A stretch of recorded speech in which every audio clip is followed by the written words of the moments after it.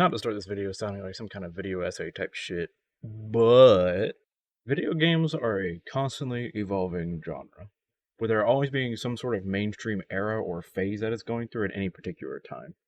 Eras like back in the mid to late 90s where the SNES reigned supreme and majority of the games hadn't quite gotten out of their arcade days yet, so most games were hard as hell because that's all game designers really knew at the time. I can't find the coin slot!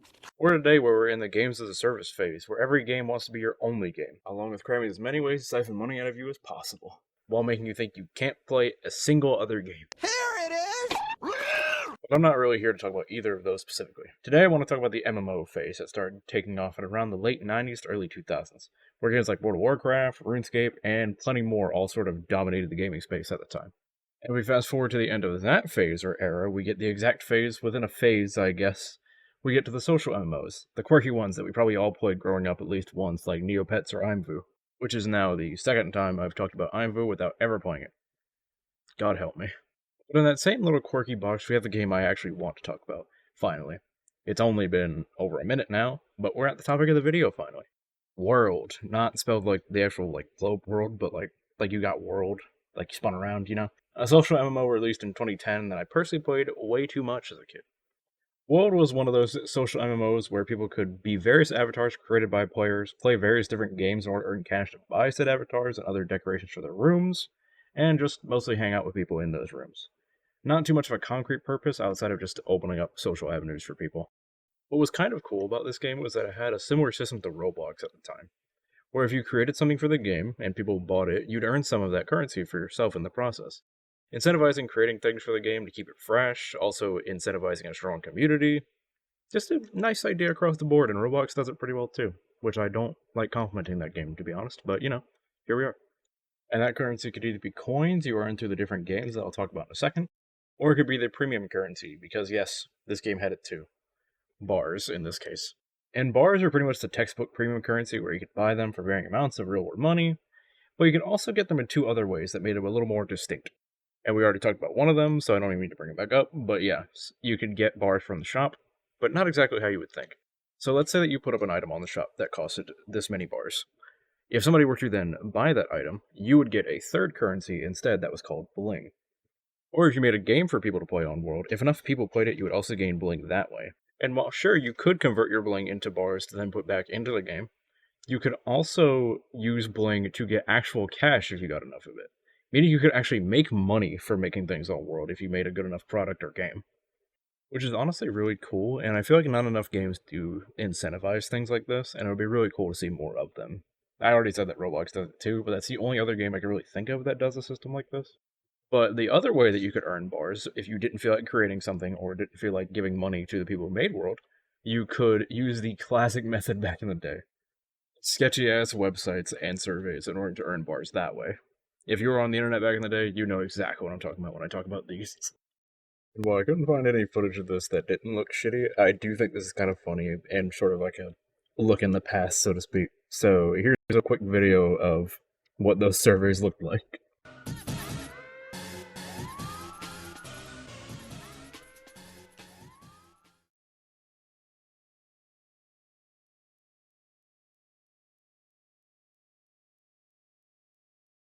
World was most definitely a product of its time, if that wasn't obvious enough from that virus-ridden avenue of playing the game. But it genuinely was a nice experience even then. There were plenty of different games within the game that you could play to earn cash in order to buy things, ranging from literally just standing there and earning cash over time slowly, to actually full-on games with mechanics and pretty fun stuff that's fun outside of trying to earn money for the game. Games like Brawler World, where you would play through a bunch of 2D maps fighting various enemies to save a princess, earning cash depending on how well and fast you played through the maps. You didn't just get coins from playing this though, because you would also get an avatar based on what difficulty you beat, ranging from easy to inferno. And there were also games like Corpsecraft or Bang Heroes that were entire games just sort of slapped into World with their own mechanics and gameplay that genuinely could have been Flash games on their own and been pretty popular without this. Not to mention games that actually played in World itself as opposed to a separate sort of game instance, like Wyvern that was an RPG made entirely within World itself with the different rooms with enemies you could fight in them, which had its own set of different classes and characters that you can play, including ones that other people could make. So you had your generic RPG classes like warriors, thieves, and mages, and then you just have Mario throwing hands with fire giants. You killed my brother! You sons of a bitches! And there were a ton of these that you could be, aside from just Mario and the generic RPG classes, but most of those seem to be lost to time at this point. There was also one I entirely forgot about until I started looking into this game again, called Sick Figure Beatdown, where every single room and world had a specific map, and you would just play as little stick figures and beat up other people that happened to be in the same room as you playing this game. Which is probably a good time to bring up the more silly side of the world community at the time. There were always cliques within the game, even if you didn't know someone at all, you instantly knew what to expect from them based on what avatar they were using, to be honest with you. If you ever played Gary's Mod, it was kind of the equivalent of seeing somebody with the TF2 profile picture start talking. You kind of instantly knew that they were probably going to be an asshole. If you do have one, then I'm not saying that against you, but most of the time it was true. But in World, you had people who used kawaii avatars, which were the same base model with different hair or clothing or whatever the case may be. These were also the avatars you got from the Brawler World game I talked about earlier. And those sort of served as the base templates for a lot of the kawaiis that came out afterwards, too. Personally, these were always the most aesthetically pleasing, but also usually were used by people who were in online relationships with one another, had more drama, and were generally more emotionally open, if that makes sense. Not that any of that's a bad thing, really, outside of drama, it's just kind of how it was back then. There were statics, essentially just avatars that didn't move at all, except for a bounce they'd do when they moved from one point to the next. Maybe, sometimes they didn't even do that. And it could only do one thing: the best dance you'll ever see.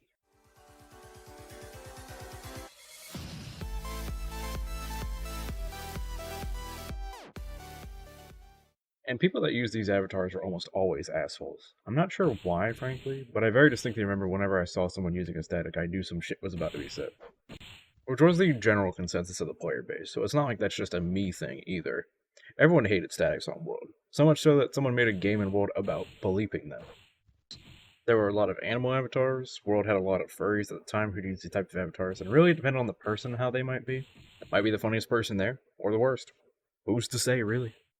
But then you had everything in between. You had people running around as the sprite of Goku, a bunch of avatars that were just videos or GIFs that would play on loop playing a sound, or even just goofy stuff that wasn't meant to be super annoying, like this weird dancing Link that everyone who played World remembers. You're welcome for the drama if you did play this game. But we've been talking about surface level stuff about this game for a hot minute now, so let's talk about why I'm actually here. Let's get into the nuance of this a little bit more.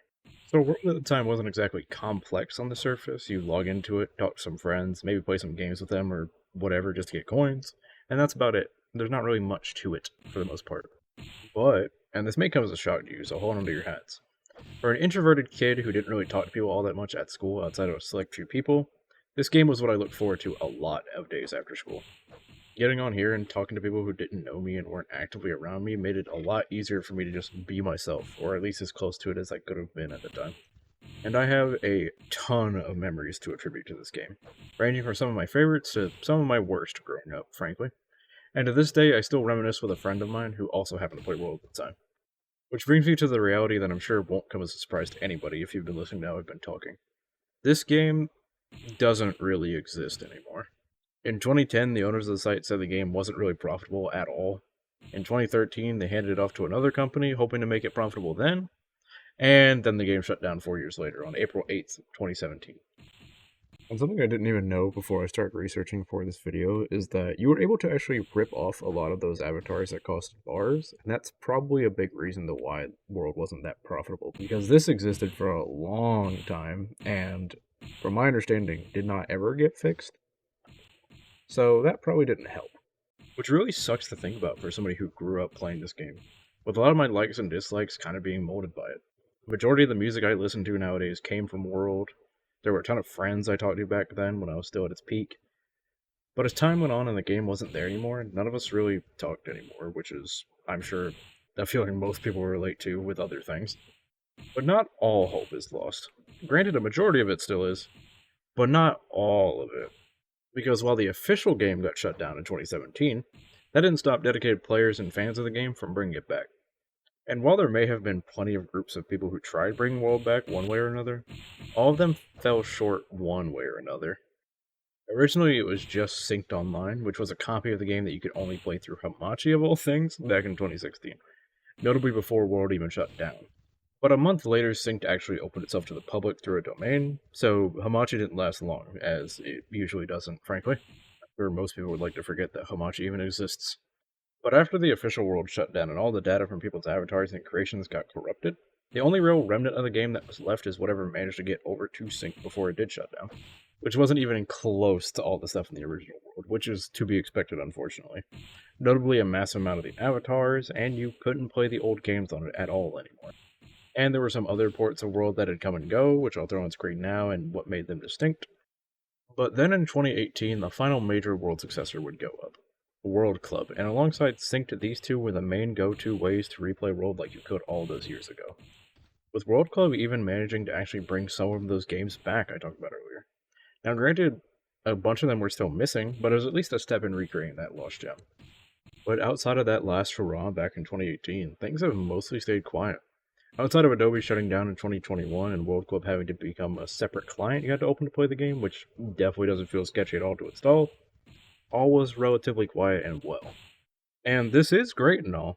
There's no disrespect being thrown at any of the people who have worked hard to make this a reality, but this isn't the same game it used to be. And what do I mean by that? Well, as I said at the start of this video, World is a social MMO, first and foremost, which means that you obviously need other players for the game to really work on a fundamental level. It's not like World of Warcraft or Final Fantasy XIV where you can just do your own thing and it'll mostly be fine. And while I can't really find exact numbers anywhere of how many people used to play this game back then, if Google Trends is anything to go off of, yeah, it's not looking great. Which isn't the fault of anybody who's made these mirrors of the old game.